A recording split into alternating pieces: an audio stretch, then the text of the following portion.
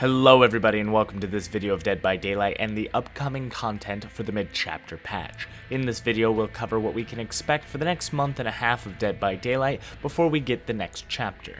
The mid-chapter patch is set to release soon, as the PTB survey has been released and the responses are in. So in the next patch coming up, we'll likely have a majority of the PTB patch notes added into the game. Of course there'll be some minor changes, but some things we can expect not to see are the SelfCare changes and Legion test changes. These tests were placed in the PTB for the community to give feedback on the type of changes they would like to see, or if this type of change is the proper direction to go. With the feedback received, they'll likely make a decision as to what they actually want to do or how they'll approach this.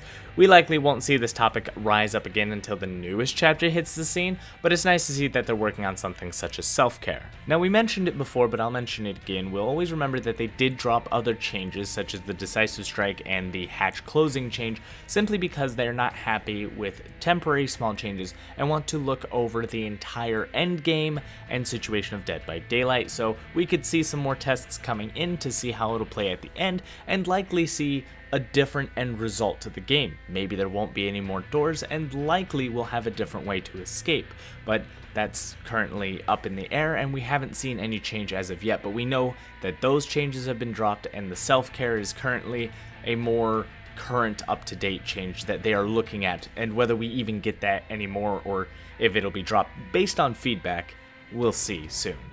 Of course, patch notes are going to be the first implementation we get, but then we'll be receiving another set of skins that will be released over a period of time. Soon we have the Lunar New Year event called Moonrise. Some skins will be available for this event, 9 items in total, which make up a total of 3 costumes. During the event, you'll collect coins that can be used to purchase these cosmetics for free. Unlike the Hollowed Blight though, you can earn them on both Killer and Survivor collectively. Meanwhile, sometime around Valentine's Day, we'll also get some new lovely cosmetics for Wraith and Nurse for, well, a couples thing. But there's also a chance that Messenger Dwight might release at the same time. It's kind of equivalent to Cupid as a messenger of love, I guess, but that's just speculation on my part. But Dwight will eventually come out with a biker costume, and Spirit will also be getting a schoolgirl outfit. But that's just kind of set to release randomly in between some dead space between the event and holiday, or even afterwards. But likely we'll just see content released periodically, maybe once a week. The Lunar New Year event is for the Chinese New Year, I believe, and then moving on to Valentine's Day. And that's not really everything. We do still have Freddie's rework to look forward to. It is something we were all hoping to have by this patch update, but I can understand why it would take them a long time to fully rework a character with a lot of changes that include his power just completely being redone, if that is happening. Keeping in mind it is not likely we will see a full killer rework release at the same time as a new killer, it kind of pushes Freddie back quite a bit. So we have this mid-chapter patch coming up in about, I would say, a week. Then you have the chapter patch after that, which releases a new killer, a new survivor, and that'll be a month and a half after the mid-chapter patch. Then you have a month and a half to that mid-chapter patch of the new chapter. And that's when all the balance will come in, and that is when we are likely to see Freddie's rework, and so it'll be about 3 months. This gives Behavior plenty of time to review the Freddie changes they're making and whether or not it's up to their standards and up to what we like. But it could be possible with how big Behavior's team is getting that they are also going to work on Freddie at the same time as another killer, because they do boast that they are always growing and that new possibilities are always coming their way. They are adding dedicated servers, so that's all good and it's all very possible. But I would say the likely time frame of us seeing a new Freddie is in about 3 months. Finally, we have the things that aren't coming in the patch itself, but something we can expect very soon. Behavior's response on the issues of deranking. We are likely to see Behavior respond on 2 separate topics. First, it's possible they're going to address deranking itself and whether or not they'll be clarifying their rules. Then they might also make effort to make in-game changes to stop the act of deranking if they don't condone that act.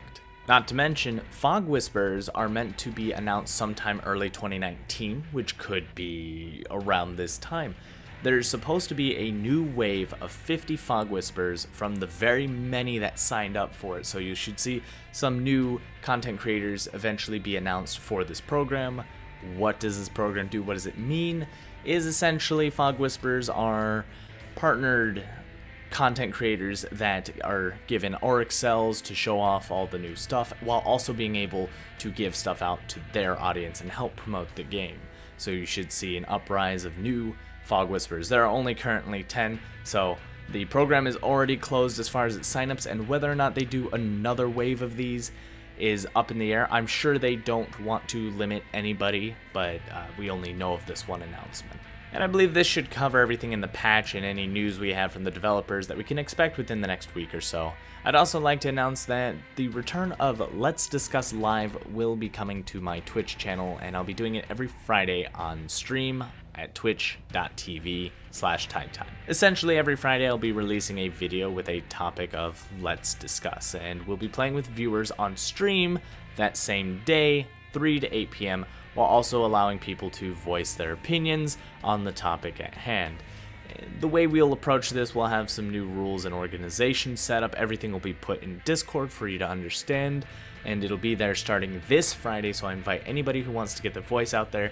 Don't have to like me, don't have to like anybody, really. You just, if you want to say something, have your mind spoken on my stream, of course, within reason, feel free to stop by. I always love to hear what everybody has to say, and I believe the community was more together when they could speak openly about anything they felt was right or wrong, or whether they had ideas for fixes. Thank you everybody for watching. Don't forget to like, comment, subscribe, and as always, good game.